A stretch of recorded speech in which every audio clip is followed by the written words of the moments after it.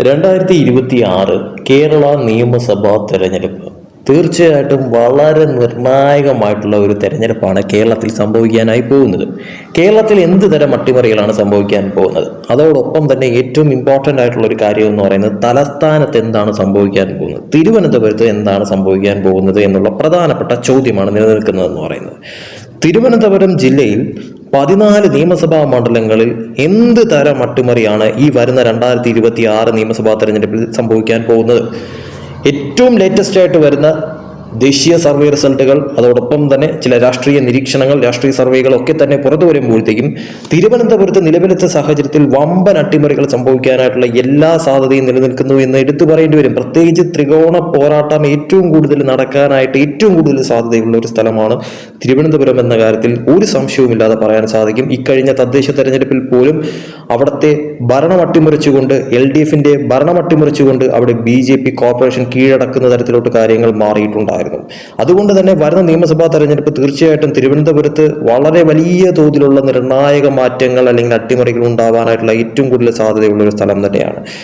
തിരുവനന്തപുരത്തെ 14 നിയമസഭാ മണ്ഡലങ്ങൾ വർക്കല, കാട്ടാക്കട, ആറ്റിങ്ങൽ, ചിറയിൻകീഴ്, നെടുമങ്ങാട്, വാമനപുരം, കഴക്കൂട്ടൻ, വട്ടിയൂർക്കാവ്, തിരുവനന്തപുരം, നേമം, അരുവിക്കര, പാറശാല, കാട്ടാക്കട, കോവളം, നെയ്യാറ്റിങ്കര ഇവിടങ്ങളിലൊക്കെ തന്നെ സംഭവിക്കാൻ പോകുന്ന മാറ്റങ്ങൾ എന്താണെന്ന് നമുക്ക് നോക്കാം. ആദ്യമേ തന്നെ 2021 ഇവിടെ സംഭവിച്ചതെന്ന് പറയുന്നത് ഒരു LDFന്റെ തരംഗമായിരുന്നു. അതായത് ഒരു എല്ലാ അർത്ഥത്തിലുമുള്ള ഒരു തൂത്തുവാരൽ എന്ന് തന്നെ എടുത്തു പറയത്തക്ക വണ്ണമുള്ള ഒരു അട്ടിമറി മുന്നേറ്റം എന്ന് തന്നെ പറയാം LDFന്റേത്. UDFന് നിലം തൊടാനായില്ല എന്ന് എടുത്തു പറയേണ്ടി വരും. അതായത് ഒറ്റ സീറ്റിൽ ഒതുങ്ങേണ്ടി വരുന്ന തരത്തിലോട്ട് 2021 കാര്യങ്ങൾ മാറിയിട്ടുണ്ടായിരുന്നു. അതോടൊപ്പം തന്നെ BJPയെ സംബന്ധിച്ചിടത്തോളം അവർക്ക് ഒരു സീറ്റും നേടിയെടുക്കാൻ സാധിച്ചിട്ടില്ലായിരുന്നു. അതുകൊണ്ട് തന്നെ ഈ LDFന്റെ ഒരു വളരെ വലിയ തോതിലുള്ള ഒരു വമ്പൻ നേട്ടമായിരുന്നു 2021 സംഭവിച്ചത് തിരുവനന്തപുരത്ത്. പക്ഷേ 2026 വരുമ്പോഴത്തേക്കും എന്താണ് സംഭവിക്കാൻ പോകുന്നത് എന്നുള്ളതാണ് പ്രധാനപ്പെട്ട ചോദ്യം. ഈ സീറ്റുകൾ അത്രയും, അതായത് 13 സീറ്റുകളിൽ LDFന്റെ ഒരു തേരോട്ടമായിരുന്നു. ഈ 13 സീറ്റുകൾ 14 സീറ്റുകളിൽ ഈ 13 സീറ്റിലും LDFന് മുന്നിട്ട് നിൽക്കാനാകുമോ 2026? അതല്ല 2026 അടിപത്രമോ എന്നുള്ള ചോദ്യത്തിനുള്ള പ്രധാനപ്പെട്ട ഉത്തരം എന്ന് പറയുന്നത് LDFനെ സംബന്ധിച്ചിടത്തോളം നിരവധി സീറ്റുകൾ തിരുവനന്തപുരത്ത് നഷ്ടപ്പെടുമെന്ന് തന്നെയാണ് നിലവിലത്തെ സർവേ വ്യക്തമാക്കുന്ന കാര്യമെന്ന് പറയുന്നത്. പല സീറ്റുകളിലും ഒരു ടൈറ്റ് ഫൈറ്റിലേക്ക് കാര്യങ്ങൾ മാറുമെന്നുള്ളതും അതോടൊപ്പം തന്നെ ഒരു ത്രികോണ പോരാട്ടത്തിലേക്ക് കാര്യങ്ങൾ മാറുമെന്നുള്ളത് തന്നെയാണ് വ്യക്തമായി മനസ്സിലാക്കാൻ പറ്റുന്ന ഒരു കാര്യമെന്ന് പറയുന്നത്. അതിൽ ഏറ്റവും എടുത്തു പറയേണ്ട സ്ഥലങ്ങൾ എന്ന് പറയുന്നത് ഒന്ന് വട്ടിയൂർക്കാവ്, അതോടൊപ്പം തന്നെ നേമം, അതോടൊപ്പം തന്നെ കഴക്കൂട്ടം, തിരുവനന്തപുരം ഒക്കെ തന്നെയും വളരെ വലിയ തോതിലുള്ള ഒരു ത്രികോണ പോരാട്ടമായി മാറുന്ന തരത്തിലോട്ട് കാര്യങ്ങൾ മാറുമെന്നുള്ളത് ഉറപ്പാണ്. അതിൽ ഏറ്റവും എടുത്ത് പറയാനുള്ളതെന്ന് പറഞ്ഞാൽ BJPക്ക് അക്കൗണ്ട് തുറക്കാൻ സാധിക്കുന്ന വണ്ണമുള്ള കാര്യങ്ങളാണ് ഇപ്പോൾ തിരുവനന്തപുരത്ത് പല മണ്ഡലങ്ങളിലും കാര്യങ്ങൾ മാറിയിരിക്കുന്നത് എന്ന് എടുത്തു പറയേണ്ടി വരും. LDFനെ സംബന്ധിച്ചിടത്തോളം തീർച്ചയായിട്ടും അട്ടിപ്പതറുന്ന തരത്തിലോട്ട് കാര്യങ്ങൾ മാറും. സീറ്റുകൾ ഉറപ്പായിട്ടും കുറയും.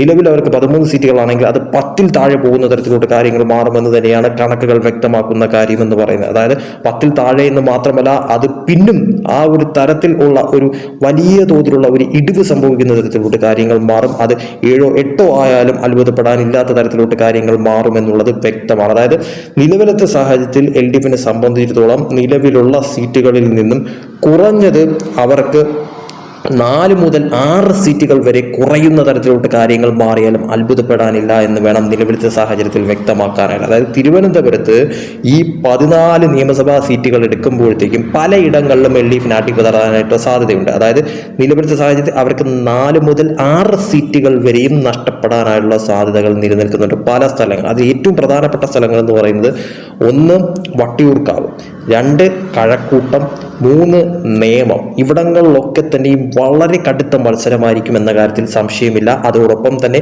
സീറ്റുകൾ അട്ടിമറിക്കപ്പെടാനും സാധ്യത നിലനിൽക്കുന്നുണ്ട്. അതോടൊപ്പം തന്നെ ഏറ്റവും എടുത്ത് പറയാനുള്ളതെന്ന് പറയാൻ BJP സംബന്ധിച്ചിടത്തോളം നിലവിലത്തെ സാഹചര്യത്തിൽ ഏറ്റവും കൂടുതൽ വിജയസാധ്യത നിലനിൽക്കുന്ന സ്ഥലങ്ങൾ എന്ന് പറയുന്നത് 1 വട്ടിയൂർക്കാവ്, അതോടൊപ്പം തന്നെ നേമം, കഴക്കൂട്ടം ഒക്കെ തന്നെയാണ്. അതോടൊപ്പം തന്നെ എടുത്തു പറയാനുള്ള കാര്യമെന്ന് പറയുന്നത് 50-50 ചാൻസ് നിലനിൽക്കുന്ന തരത്തിലോട്ട് കാര്യങ്ങൾ മാറുന്നത് തിരുവനന്തപുരവും അതോടൊപ്പം തന്നെ ആറ്റിങ്ങലുമാണ് എന്നുള്ളത് എടുത്തു പറയേണ്ടി വരും. എന്തും സംഭവിക്കുന്ന തരത്തിലോട്ട് കാര്യങ്ങൾ മാറും. അതോടൊപ്പം തന്നെ UDFന്റെ കാര്യം, UDFന് ഇത്തവണ മെച്ചമുണ്ടാക്കാൻ സാധിക്കുമെന്ന് തന്നെയാണ് മനസ്സിലാക്കാൻ സാധിക്കുന്ന കാര്യമെന്ന് പറയുന്നത്. അതായത് LDFൽ നിന്നും പല സീറ്റുകളും അവർക്ക് കൈക്കലാക്കാൻ സാധിക്കുന്ന തരത്തിലോട്ട് കാര്യങ്ങൾ മാറാം എന്ന് കരുതി ഒരു വമ്പൻ രീതിയിലുള്ള ഒരു മുന്നേറ്റം എന്തായാലും UDF ഇത്തവണ തിരുവനന്തപുരത്ത് ഉണ്ടാക്കിയെടുക്കാനായിട്ടുള്ള സാധ്യത കുറവാണ്.